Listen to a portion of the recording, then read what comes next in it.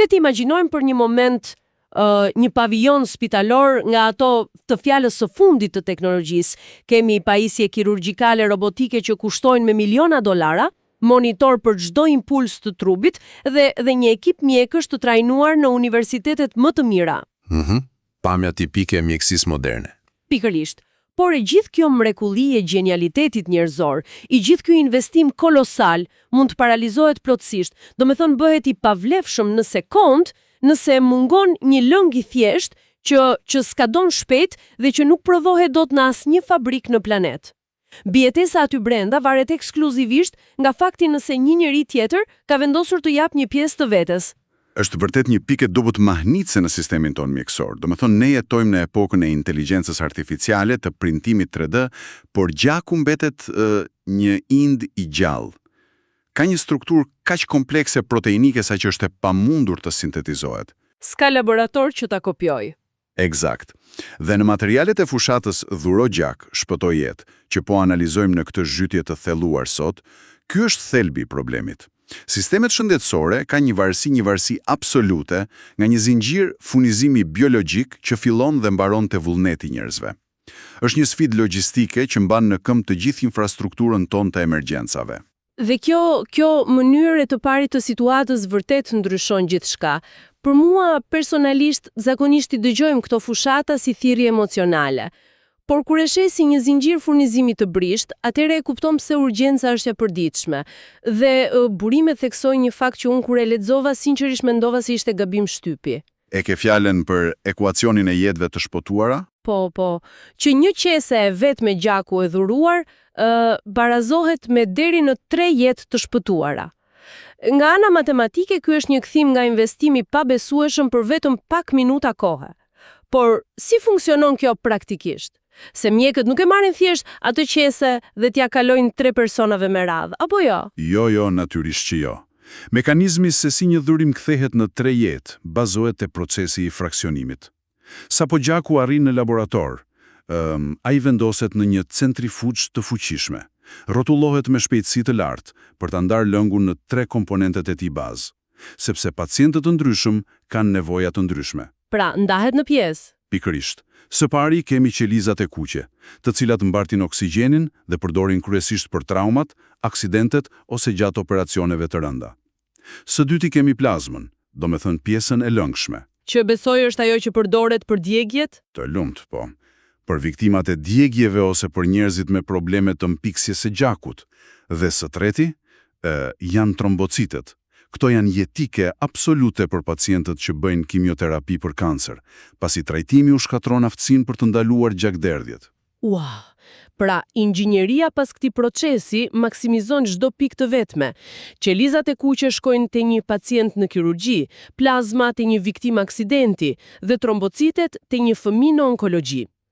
Kjo e shpjegon plotësisht atë një dhurim baras 3 jetë.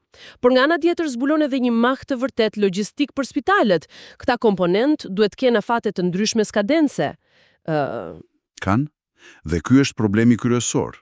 Plazma mund të ngrihet dhe të ruhet për ndoshta 1 vit, por qelizat e kuqe skadojnë pas rreth 42 ditësh. 42 ditë nuk është shumë. Nuk është, por prit të dëgjosh për trombocitet. Ato që theksuam se janë jetike për pacientët me kancer, kanë një gjatësi prej vetëm 5 deri në 7 ditë. Vetëm 5 ditë? Kjo është asgjë. Është asgjë. Dhe kjo është arsyeja pse spitalet nuk mund të funksionojnë kurrë përmes një modeli reaktiv. Domethënë, nuk mund të presim derisa të ndodhë një tragjedi dhe pastaj të bëjmë thirrje për gjak në media. Derisa vullnetar të vinë, gjaku të durohet, të testohet për infeksione, të kalojnë në centrifuge. Kanë kaluar ditë të tëra. Tamam, ditët kanë ikur. Dhe pacienti në emergjencë nuk ka ditë në dispozicion, ai ka sekonda. Kjo tregon se mbajtja e rafteve plot me një fluks të pandërprerë të përditshëm është e vetmja mënyrë se si sistemi mund të mbahet në këmbë. Kjo ka shumë kuptim dhe nëse i kthehemi atij rikthimit të madh nga investimi, pra, një individ jep pa kohë dhe krijon 3 shpëtimtar biologjik, logjika do të thoshte se njerëzit duhet të ishin duke mbajtur rrath të pafundme jashtë qendrave, por ne e dim shumë mirë që nuk ndodh kështu. Kur analizojmë arsyet, shpesh dëgjojmë kanë frikë nga gjilpërat, por sinqerisht, për një të rritur, kjo tingëllon pak si sipërfaqësore. Unë jam e bindur se bariera e vërtet është psikologjike, është ai averzioni ndaj humbjes, ideja që po jep një pjesë të trupit tënd dhe do të ndihesh i zbrazur. Është një instinkt mbrojtës jashtëzakonisht i fuqishëm ky që the. Prandaj fushatat e theksojnë kaq shumë mekanizmin e rigjenerimit. Për të thyer këtë barierë, njerëzit duhet të kuptojnë se çfarë ndodh saktësisht në trupin e tyre. Në momentin që vëllimi i gjakut bie pak pas durimit, veshkat e detektojnë menjëherë uljen e oksigjenit dhe si përgjigje sekretojnë një hormon të quajtur EPO. EPO? Po, eritropoetin. Ky hormon udhton drejtën e palcën e kockave dhe i jep sinjalin për të filluar punën si thuaç jashtëorarit. Interesante. Është si një termostat në shtëpi. Në momentin që temperatura bie, sensori e kap dhe i dërgon sinjal kaldajes që të ndizet automatikisht. Dhe sipas të dhënave, vëllimi i lëngut zëvendësohet brenda 24 orëve të para thjesht duke pirë ujë apo lëngje, ndërsa qelizat e reja marrin vetëm pak javë për të maturuar. Trupi nuk po pëson ndonjë humbje të përhershme, po kalon në një cikël rinovimi. Një cikël rinovimi që është plotësisht i natyrshëm dhe e di çfarë. Përtek kësaj, ne priremi ta shohim altruizmin si një rrugë njëkalimshme. Ti jep dhe tjetri merr. Por në fakt, materialet tregojnë se ky proces është një rrugë me dy kalime, ku dhuruesi merr përfitime shumë të prekshme. Para se të ulesh për të dhuruar, ti kalon në një kontroll të detyrueshëm shëndetësor. Është, si me thënë, një mini servis periodik për trupin tënd. Dhe ky kontroll paraprak është një instrument parandalues i shkëlqyer. Stafi mjekësor të mat tensionin, pulsin, temperaturën dhe kontrollon nivelet e hemoglobinës. Për anemin, apo jo? Po, për të siguruar që dhuruesi nuk vuan nga anemia. Ndonse kjo bëhet për të garantuar sigurinë e vet gjakut, për individin kthehet në një kontroll falas. Ka pasur pafund raste kur njerëzit kanë zbuluar luatje të rrezikshme të tensionit thjesht sepse shkuan të dhuronin gjak. Është si një bonus shëndetësor që nuk e prisje.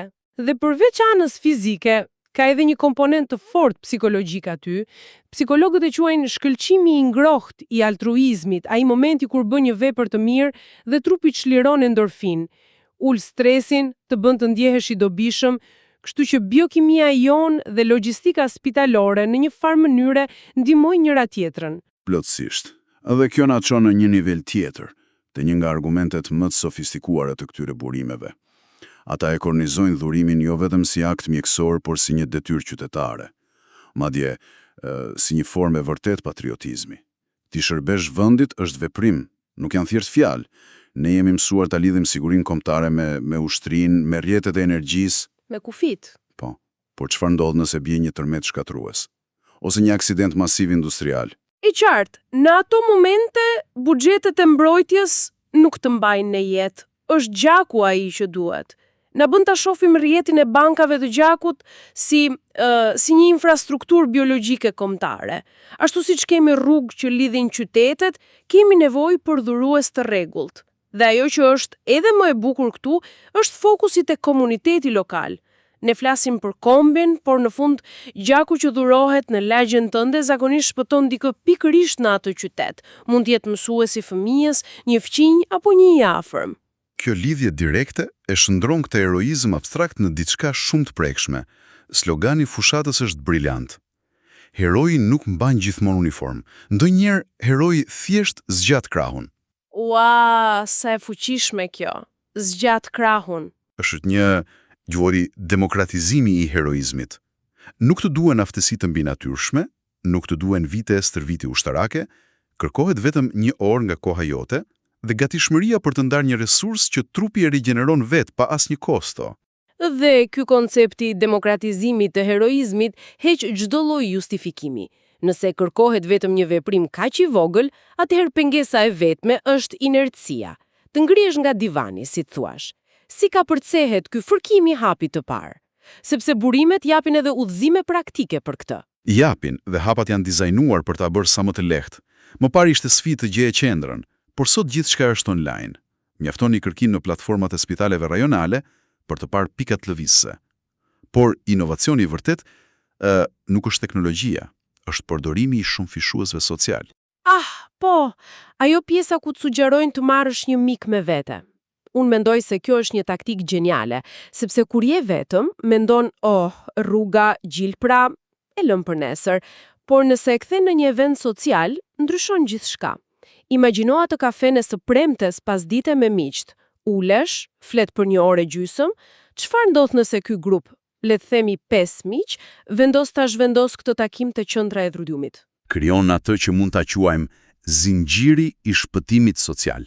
Nga një person që mund të kishte ankth, ke një grup që motivon njëri tjetrin, dhe matematika është tronditse. Ata 5 miq japin 5 qese gjaku. Nëse kujtojmë atë rregullin e fraksionimit që folëm më herët, një qese ndahet në 3. Irisht. Ky grup i vogël miq sapo ka gjeneruar burime për të shpëtuar plot 15 pacient të ndryshëm. Hynë në spital si 5 civil duke pirë kafe dhe dalin një orë më vonë si një forcë reaguese që i dha shpresë 15 familjeve. Ky lloj presioni pozitiv i moshatarëve krijon një zakon që asnjë ligj nuk mund ta imponojë. Kjo vërtet i jep formë gjithë asaj çfarë diskutuam. E nisëm me këtë varësinë absurde të mjekësisë nga një lëng që ne e marrim për të mirëqen. Pam se si një dhurim shumë fishohet në qeliza të kuqe, plazmë dhe trombocite. Adresuam frikra duke treguar mekanizmat e trupit, si veshkat dhe hormoni EPO. Dhe e lidhëm me patriotizmin pa uniform, ku ti bën një kontroll shëndetësor për veten, por i garanton mbijetesën komunitetit. Është një cikël i përsosur. Dhe nëse e shohim pikturën e plot, dalim në një përfundim gati filozofik.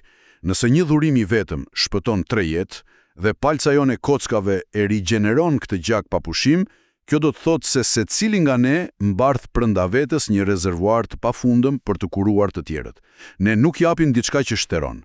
Ne ndajmë një resurs që shumë fishohet. Jemi të dizajnuar biologjikisht për të qenë shpëtimtarët e njëri tjetrit. Të lë vërtet pa fjalë, ideja që aty ku teknologjia dorëzohet, trupi ynë ka tashmë përgjigjen. Ndoshta herën tjetër që lëm një takim për kafe, duhet mendojmë se si ajo një orë mund të ndryshojë 15 fate përgjithmonë. Kjo ishte analiza jone e thelluar për këtë temë etike. Shpresojmë që ky diskutim të ketë sjellë një perspektivë të re. Deri në zhytjen tonë të radhës në burime të reja, le të kujtojmë se heroi i lagjes mund të jetë thjesht ai që zgjat krahun.